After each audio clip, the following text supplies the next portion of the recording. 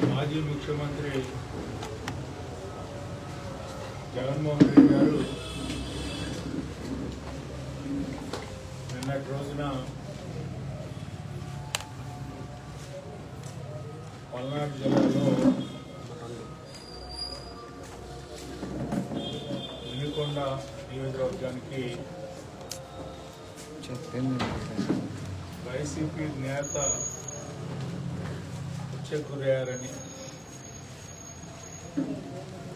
దాంట్లో తెలుగుదేశం పాత్ర ఉందని చెప్పి చెప్పడానికి శత విధాలా ప్రయత్నించాడు.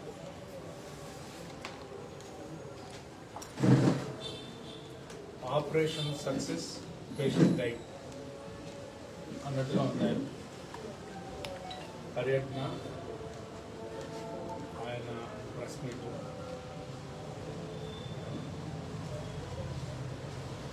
అంతర్గత విభేదాలతో వివాదం చెలరేగి హత్యకు గురైతే దానికి పెద్ద ఎత్తున రాజకీయ లబ్ధి పొందడానికి ప్రయత్నించినటువంటి విగత జీవి జగన్మోహన్. ఎందుకంటే ఈ రోజున ఏదో ఒక రకంగా ప్రజలను మభ్య పెట్టడానికి ప్రయత్నించగలిగితే, ఎందుకంటే ఆయన అధికారంలో ఉన్నప్పుడు రాజధాని అంశంలో భూ కబ్జా అని చెప్పి భ్రమకు గురి చేయడానికి ప్రయత్నించి, భూ కబ్జాకి మరో పేరు ఎవరంటే జగన్మోహన్ రెడ్డి వైసీపీ పార్టీగా 5 ఏళ్లలో పేరు తెచ్చుకున్నటువంటి ప్రభుత్వం. విశాఖపట్నంలో అడుగడుగున భూ కబ్జా, 500 కోట్ల రూపాయలకి ఖర్చు పెట్టి ప్యాలెస్ కడితే ఎవరు సొంతం కట్టారో ప్యాలెస్, ఎవరి కోసం కట్టారు, ఎవరిది ఆ ధనం? ప్రజాధనం. దానికి ఇంతవరకు ఆ ప్రశ్నకి జవాబుదారితనం లేకుండా తప్పించి తిరుగుతా ఉన్నాడు జగన్మోహన్ రెడ్డి.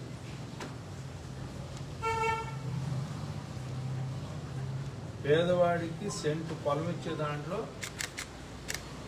నువ్వు నీ యొక్క గాంధారి పుత్రులు 151 మంది ఆ రోజున గెలిచిన వాళ్ళు, ఓడిపోయిన వాళ్ళు కానీ ఇన్ఛార్జీలు కానీ 175 నియోజకవర్గాల్లో పేదవాడికి సొంత ఇంటి కల సాకారం చేస్తున్నాం అనే భ్రమలు కల్పించి దాదాపు 10,000 ఎకరాలు మీరు కైంకర్యం చేసినటువంటి పరిస్థితి ఏంటంటే, ఒక్కొక్క నియోజకవర్గంలో 150 కోట్ల నుంచి 250 కోట్ల రూపాయలు పేదవాడిని అడ్డం పెట్టుకుని దోచుకున్నటువంటి పార్టీ ప్రభుత్వం మీది కాదా అని చెప్తాను.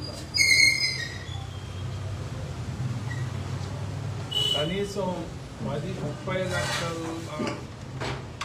స్థలాలు ఇస్తే 30 లక్షల కుటుంబాలకి 10% కూడా ఇల్లు నిర్మాణం పూర్తి కానటువంటి పరిస్థితి. గత ప్రభుత్వంలో టిడ్కో ఆధ్వర్యంలో ఆనాడు అత్యాధునిక సాంకేతిక పరిజ్ఞానంతో షేర్ వాల్ టెక్నాలజీతో ఇళ్ల నిర్మాణం జరిగితే మీరు ఆ రోజున ప్రభుత్వ పరంగా హైకోర్టులో అఫిడవిట్ ద్వారా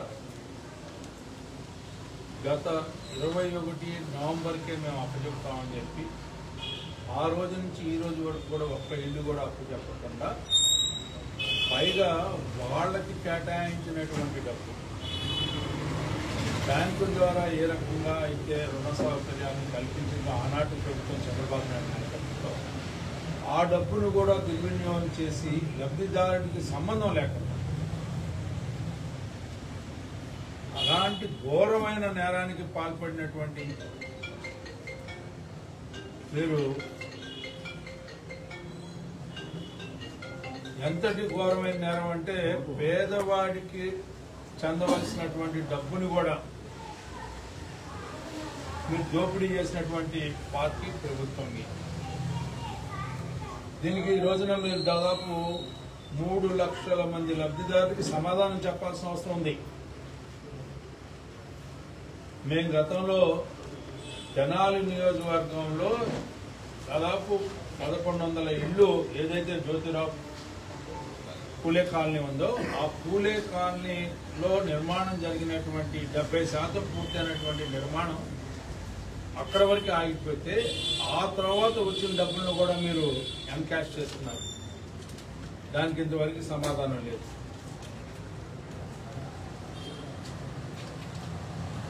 మీరు ఎన్ని రకాలుగా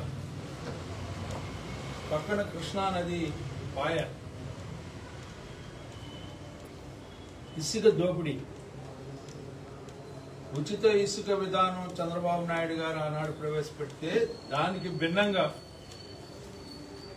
మేము ఉచిత ఇసుక విధానాన్ని ప్రవేశపెడుతున్నామని చెప్పినటువంటి పెద్దలు దాదాపు 8 నెలల పాటు ఎవరికి ఇసుక దక్కనీయకుండా ఇసుక మీద దాదాపు 35 వర్గాలు ఆధారపడి ఉంటే 35 వర్గాల కార్మికులు కూడా ఆకలి ఆక్రందనలో పలికేలాగా, ఆకలి చావులు చనిపోయేలాగా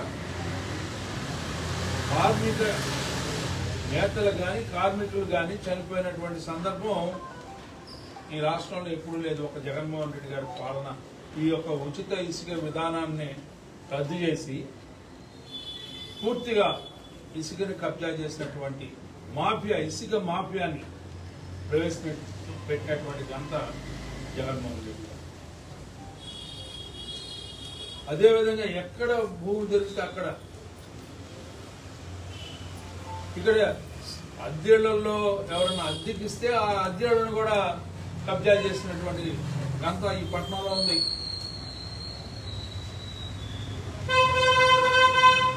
వాళ్ళంతా నిర్లజ్జగా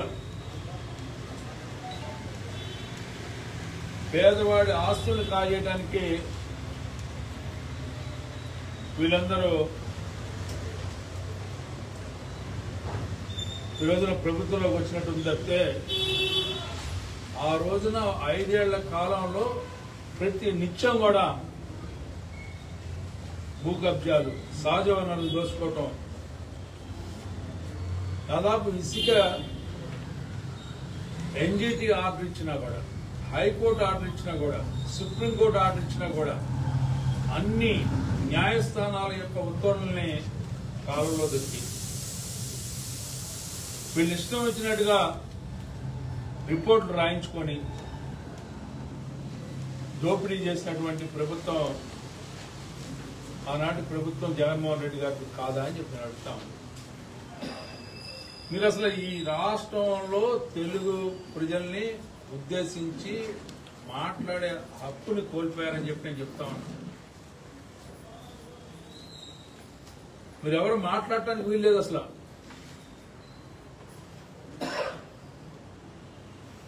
అక్కడ మచిలీపట్నంలో నానిగారు ఏదో మాట్లాడుతూ ఉంటాడు, మా మీద దాడులు జరుగుతున్నాయని చెప్పి, లేకపోతే గవర్నర్ గారికి ఇస్తా ఉన్నాడు దాడులు జరుగుతా ఉన్నాయని.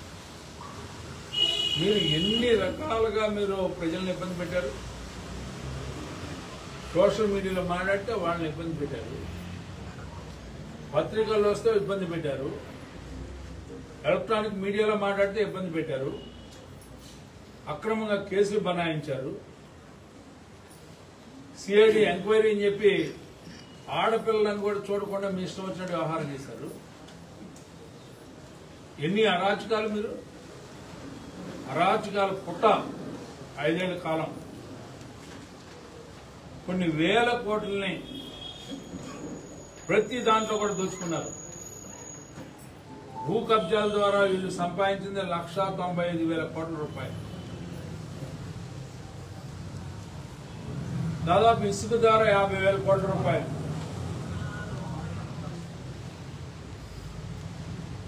పేదవాడికి ఇల్లు కట్టిస్తానని చెప్పి పట్టాలు ఇచ్చే దాంట్లో 10,000 కోట్ల రూపాయల పైన పేదవాడి ఇల్లు స్థలానికి మెరకేద్దామని చెప్పి ఆ మెరకలో కూడా మీరు దుర్మార్గంగా దోచుకున్నారు. మెరకేయకుండా అన్ని కేసులు తీస్తాం. మీరు మెరకం చేశారు. ఏ రకంగా మీరు లబ్ధిదారులకి సెంటు పొలం సెంటున్నర ఇస్తానని చెప్పి సెంటే ఇచ్చారు. మీరు గ్రామీణ ప్రాంతంలో ఇచ్చేటైతే సెంటున్నర ఇస్తామని చెప్పారు. ఎవరికి ఇచ్చారు సెంటున్నర? పైగా ల్యాండ్ టైటిలింగ్ యాక్ట్ ఎవరి భూముల్ని ఎవరు కొట్టేద్దామని ప్రయత్నించారు. ఈ రోజున రద్దు చేయబట్టి కాబట్టి వాళ్ళ రైతులు బతికిపోయారు. ఇవాళ మా ఆస్తుల మీద మా తాతల తండ్రులు ఇచ్చిన ఆస్తుల మీద నీ బొమ్మ ఏంటయ్యా? ప్రపంచంలో ఎక్కడా లేదు. అంటే నువ్వు ఇంత దుర్మార్గంగా నియంతలాగా వ్యవహరించి ఇంకా పైన మా మీద నేరాపణ చేసేలాగా మా మీద ఏదో వాడు ముసలి కన్నీరు గారుస్తా ఉన్నావు. దేనికి గారుస్తున్నావు? పెన్షన్ లేకపోయావు, ఇల్లు కట్టి లేకపోయావు, ఉద్యోగస్తులకు న్యాయం చేయలేకపోయావు, విద్యా విధానాన్ని నాశనం చేసావు. ఎక్కడ కూడా ఒక యువతకి ఒక ఉద్యోగం ఒక పరిశ్రమ పెట్టలేకపోయావు. ఈ రాష్ట్రం గురించి కానీ ఈ రాష్ట్ర ప్రజల గురించి కానీ నీకు కానీ నీ పార్టీకి కానీ మాట్లాడే హక్కు కోల్పోయారని చెప్పి సందర్భంగా పనిచేస్తారు. ఎన్ని అంశాలు రైతులను మోసం చేశారు. దుర్మార్గంగా రైతుల్ని ఎంత దుర్మార్గంగా మోసం చేశారు మీరు. 9 సార్లు నష్టం జరిగితే అకాల వర్షాల వల్ల సరైన కాంపెన్సేషన్ మీరు ఎస్టిమేట్ చేయలేకపోయారు. చేసిన కాంపెన్సేషన్ ఇవ్వలేకపోయారు. 150 రూపాయలు, 300 రూపాయలు, 400 రూపాయలు కొంతమందికి న్యాయబద్ధం లేనటువంటి పంపిణీ మీరు చేశారు. అంతకుముందు అసలు భూముల్ని రిజిస్ట్రేషన్ డిజిటలైజేషన్ చేసే విధానంలో 55% కంటే ఎక్కువ చేయకుండా మిగతా 45% ఎవరెవరి పేర్ల మీద భూములు ఉంటే ఇవన్నీ కూడా మేము ఆ రోజున కలెక్టర్ గారి దృష్టికి సబ్ కలెక్టర్ దృష్టికి కూడా తీసుకెళ్ళాం. ఇదే సందర్భంలో నేను కలెక్టర్ గారికి కూడా రిప్రజెంటేషన్ ఇవ్వతా ఉన్నా. ఎన్నికలు అయిపోయినాయి. గ్రామాల్లో కూడా ఏదైతే ఎలక్ట్రల్ రోల్ ఉందో ఒక వరుస క్రమంలో లేవు. వరుస క్రమంలో గతంలో ఉండేవి. ఇష్టం వచ్చినట్టుగా జంబ్లింగ్ సిస్టమ్ లాగా ఊళ్ళో ఓటర్లే ఒక క్రమబద్ధీకరణ జరగడం కూడా ఉన్నాయి. అన్ని ఊళ్ళలో కూడా ఇది వార్డుల్లో కూడా అదే రకంగా ఉన్నాయి. ఎందుకు చేశారు? ఇవన్నీ కూడా కన్ఫ్యూజ్ చేయడానికి ఓటర్ని కన్ఫ్యూజ్ చేశారు. వ్యవస్థలన్నింటినీ నాశనం చేశారు. సిస్టమ్స్ అన్ని మీ చేతుల్లో తీసుకోవడానికి ప్రయత్నించారు. మీ చెప్పు చేతుల్లో ఉంచుకొని మొత్తం కూడా యథా రాజా తదా ప్రజ అన్నట్టుగా కింద కౌన్సిలర్ స్థాయిలో అంత వాడు కూడా భూ కబ్జాలు, ఇతరుల ఆస్తుల్ని బలవంతంగా లాక్కోవటం, చనిపోయినా చచ్చిపోయారని చెప్పి భయపెట్టి వాళ్ళ దగ్గర గొంతు మీద కాలేసి తొక్కుతామని చెప్పి వాళ్ళ దగ్గర ఆస్తులు రాయించుకోవటం, ఎవరిని వదిలిపెట్టే పనే లేదు. ఇవాళ మీరు చేసిన వ్యవహారం చూసుకుంటే ఒకసారి చెప్పాలి వీటి గురించి కూడా. విశాఖలో రామానాయుడు స్టూడియో భూములు, వృద్ధాశ్రమంకి ఇచ్చిన హైగ్రీవా భూములు, మఠం భూములు, దస్పల్లా భూములు, ఈ రకంగా ఈ భూమి ఆ భూ అనేది కాదు, ఎక్కడ కనపడితే అక్కడ. ఎందుకంటే అంతమందిలో పాదయాత్ర చేసినప్పుడు ఈయన ఎందుకు పాదయాత్ర చేశాడని కూడా చాలాసార్లు చెప్పడం జరిగింది. పాదయాత్ర చేసినప్పుడు ఎక్కడెక్కడ భూములు ఉన్నాయని చూసుకొని ప్రభుత్వం రాగానే చిత్తూరులో కానీ ఒంగోలులో కానీ అసలు నకిలీ పత్రాలు పుట్టించడంలో వీళ్ళు ఎక్స్పర్ట్స్. ఆ రకంగా ఈ రోజున భూములు కొట్టేసినటువంటి పైగా గూండాయిజం, రౌడీయిజం, ఈ రోజున సింగిల్ నెంబర్ లాటరీలు ఎక్కడండి? ఇది గతంలో ఉన్నాయా? గంజాయి గతంలో ఉందా? వాళ్ళు ఏ వీధిలో చూసినా గంజాయి ఉండేలాగా చేసినటువంటి గొప్ప ప్రభుత్వం జగన్మోహన్ రెడ్డి గారి ప్రభుత్వం. అందుకనే ఒకే ఒక అంశం నేను చెప్పాలనుకుంది, జగన్మోహన్ రెడ్డి గారు మళ్ళా మీరు పర్యటించి ఏదో మాయ చేయాలనుకుంటే ప్రజలు నమ్మేలా లేదు. మీకు ఇచ్చిన తీర్పు 77 సంవత్సరాల స్వాతంత్ర కాలంలో 29 రాష్ట్రాలు భారతదేశంలో ఉన్నటువంటి భారతదేశంలో ఏ రాష్ట్రంలో ప్రజలు ఇవ్వనటువంటి తీర్పు ఈ రోజున ఈ రాష్ట్రంలో 164 మందిని గెలిపించినటువంటి తీర్పు ఇచ్చారు. సిగ్గు ఎగ్గు లేకుండా పరామర్శల పేరుతో ప్రభుత్వం మీద బురదగా అని చెప్పి మీరు ప్రయత్నిస్తే బురద మాకంటదు. మీరు ఏదో ప్రయత్నం చేయాలనుకుంటే మీ బురద వదలదు అని చెప్పి మిమ్మల్ని హెచ్చరిస్తా ఉన్నాం.